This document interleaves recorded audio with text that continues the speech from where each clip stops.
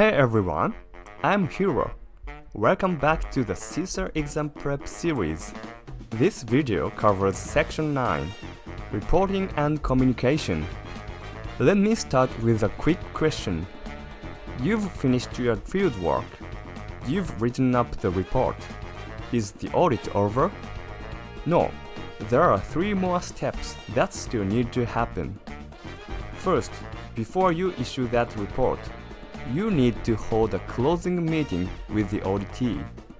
Second, the audit report itself needs to be written with your audience in mind.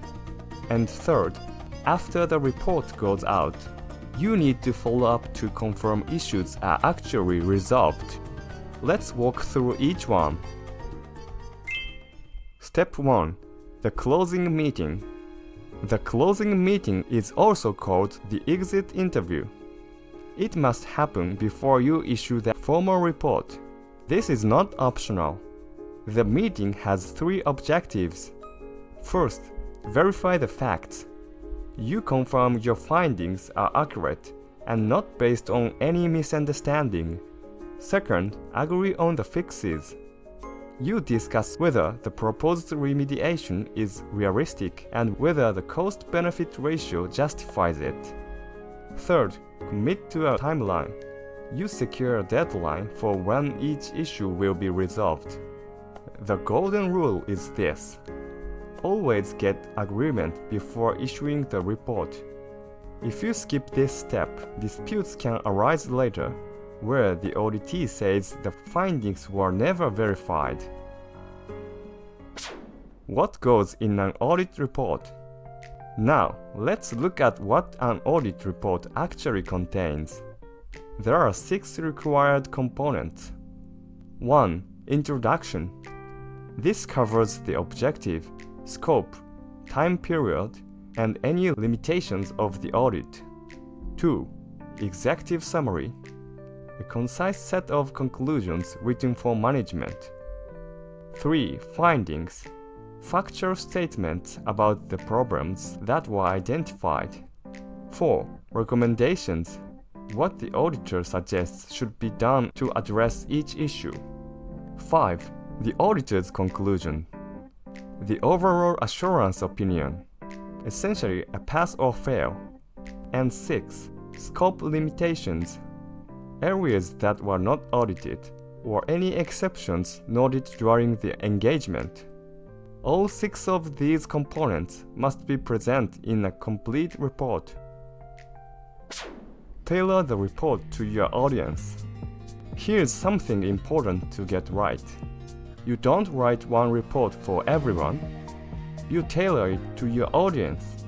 When writing for senior management, think business risk and impact.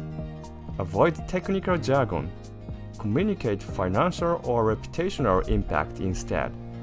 Keep it summary focused. Management doesn't need every technical detail. For the technical team, it's the opposite. Include technical specifics so the team knows exactly what to fix. State remediation deadlines clearly. This version is detail focused. One more critical point. Vulnerability details must never go into the general org-wide report. If that report reaches a malicious insider, those details could be used to launch an attack. Sensitive information like this goes in a separate confidential report, shared only with the people who need to know. Recommend versus implement. Know the line. This is one of the most important boundaries in auditing. The auditor can recommend. The auditor cannot implement. Here's what's acceptable. Saying passwords should be at least 8 characters is a recommendation. That's perfectly fine. Now, here's what crosses the line. Saying, I'll go ahead and edit the server config file myself is implementation. That is not acceptable. The reason is independence. If the auditor does the implementation, then in the next audit they'd be auditing their own work. That's called a self-audit, and it destroys objectivity completely. 3 outcomes of follow-up. Submitting the report does not end the audit. You need to follow up and verify what happened with each finding. There are 3 possible outcomes. The first is remediated. The issue was fixed exactly as recommended. Audit closed. The second is an alternative measure. The auditee used a different approach from what the auditor suggested, but the risk was still reduced. That's acceptable. Audit closed. The third is risk accepted. Management decided the cost of fixing the issue was too high, so they chose not to act. In this case, the auditor has no authority to force a fix. You document the decision and report it to the audit committee. The bottom line is that submitting the report is not the finish line. Follow-up is what actually closes the audit. Let's close with the key takeaways from this session. First, always hold a closing meeting before issuing the report. Verify the facts and gain agreement on corrective actions. Second, an audit report has 6 components: introduction, executive summary, findings, recommendations, conclusion, and scope limitations. Third, tailor the report to your audience.